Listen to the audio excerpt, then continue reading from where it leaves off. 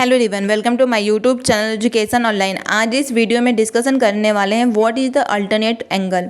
Alternate angle क्या होता है? तो देखो, आप सिंपल याद रखो कि अल्टरनेट का मतलब होता है कि एक के बाद एक का आना, एक के बाद एक का आना। ठीक है, ये अल्टरनेट होता है। जैसे फॉर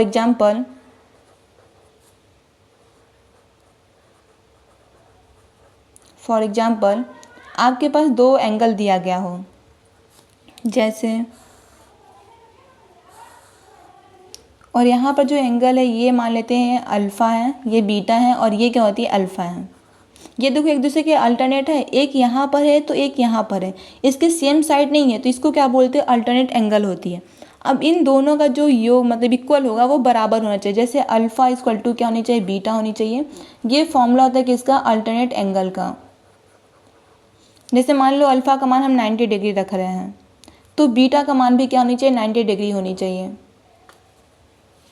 पहला केस क्या हो जाएगा कि अल्फ़ा इक्वल टू क्या होती है बीटा के बराबर है, मीन्स कि अगर ये 90 डिग्री है तो ये भी क्या होनी चाहिए 90 डिग्री होनी चाहिए। तब क्या होगा, अल्टरनेट होगा, एक के बाद एक का ना मतलब इसके अपोजिट होना। दूसरा क्या हो जाएगा कि अगर आपसे पूछा जाए कि हमारे पास क्या होती है अल्फ़ा का मान 95 डिग्री दिया गया है, दूसरा बीटा का मान क्या होती है 85 डिग्री दिया गया है, तो क्या ये अल्टरनेट एंगल है? तो नहीं। 95 इक्वल टू कितना होगा 85, ये एक दूसरे के इक्वल है ही नहीं, तो ये हमारे पास क्या होगा अल्टरनेट नहीं है।